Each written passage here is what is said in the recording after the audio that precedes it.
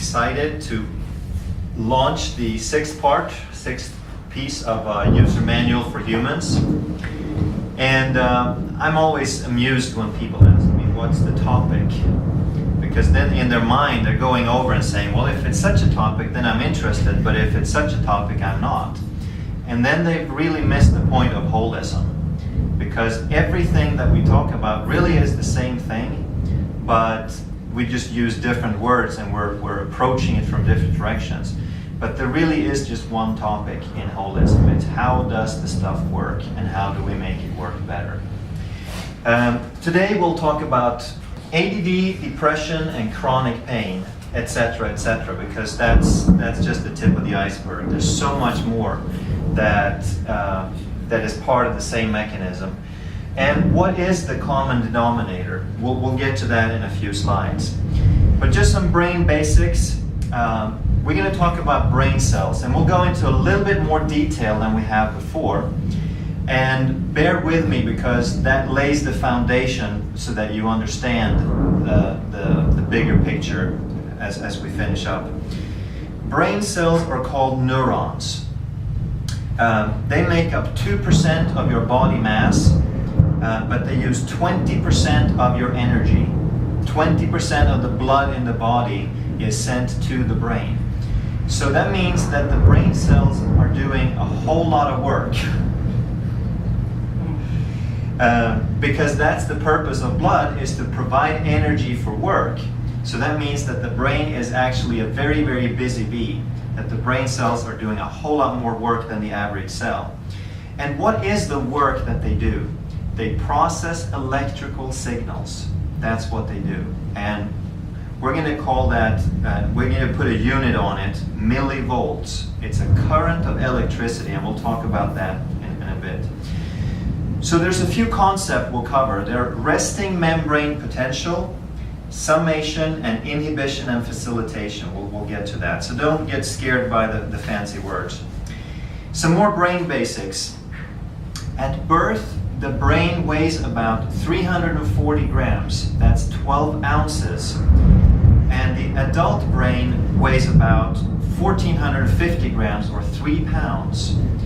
So from birth to adulthood, the brain increases in weight 4 times. And yet, both have about 100 billion neurons. They have the same number of brain cells at birth as we do as adults. So what's the difference? Well, you're born with all the neurons, but then as you start learning, as you start behaving, as you start interacting with your environment, those neurons are trying out your environment by trial and error, making synapses. They're sending out little connections, and as they make more and more connections, you start making neural networks. And the difference in weight is the synapses. Okay? Each brain cell makes, that's on the next slide, each neuron makes about 4,000 to 10,000 connections. And all of those connections, all those wires, is what makes the difference in the weight. So when people talk about gray matter, they're talking about the brain cell itself. And when they're talking about white matter, they're talking about a white insulation that covers those threads, those wires. Because we're dealing with electrical circuitry, so we want to make sure that we have good insulation. And that's what the white matter is. So, if you think about this now, every skill that you have, every habit that you have, and everything that you will ever learn or forget is a network of synapses. So as you learn, you make new synapses. As a skill falls out of favor, as you stop doing something, you just simply stop reinforcing those synapses, and if you don't use them, you lose them.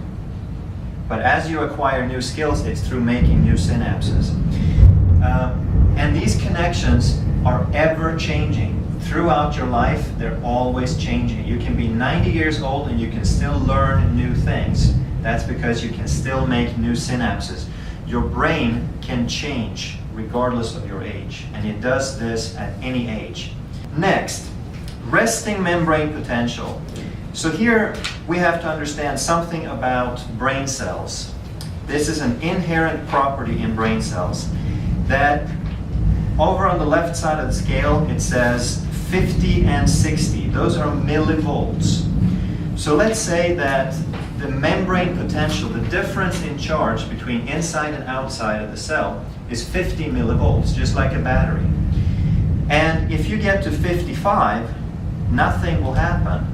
But once you get to 60, hypothetically speaking, I just picked that number, then everything breaks loose all at once. It's an all or nothing response. So that cell has an action potential. All the gates flood open and everything happens all at once. That's the only way you can get a brain cell to react. Before you reach that level of action potential, nothing happens. So this is really, really important to understand. And when you look at the next diagram, number 5, so this looks a bit complicated, but I'll explain it to you. So these are 5 different cells, 5 different brain cells, A, B, C, D, and E in the middle. And they all have different synapses.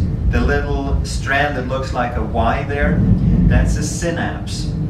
And a synapse can be inhibitive or facilitative. It means it can turn something on, which means it contributes a plus, or it can inhibit something, which means it subtracts.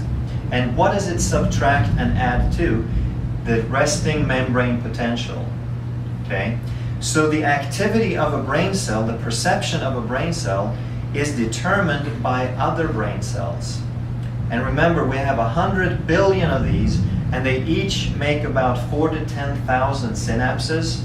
So can you see that that can get pretty complex by the time you add a few thousand connections? So let's look at this. We have cell number E.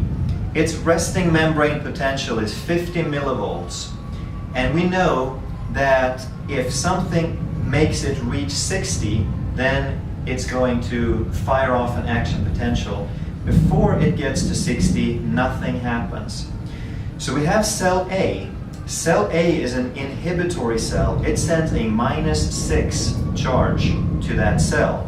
So now that cell is at 44. So it's further away from firing. So the responsiveness of cell E has been dampened. We look at cell B, it adds 5. So now we're at a net -1 and we're at 49. So we're still a little bit further away. And then we have cell C, which adds, and we have cell D, which subtracts. And then we have, on the left side, we have an incoming signal, and that represents an incoming signal from the body. So let's say that you stub your toe, and that represents a signal +10. Now, whether this brain cell receives the message is determined by the other brain cells, if the sum total adds up to 60 or not. Make sense? So this is how the brain creates stability, because if a brain cell is really, really close to firing, then just about anything is going to send it off. And those are people who are hypersensitive to things.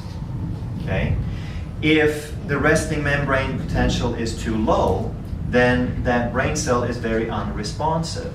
So that would be a person who is less responsive than they need to be in many regards. So the functioning nervous system works to automatically find the ideal level.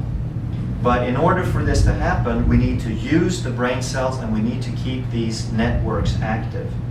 So that's where chiropractic and exercise and activation of the system comes in. That's why I keep nagging about exercise and about doing things. All right? Any questions so far? Okay? Everything's making sense?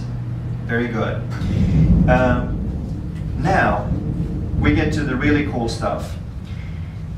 As it turns out, in order to provide stability in the body, most of the brain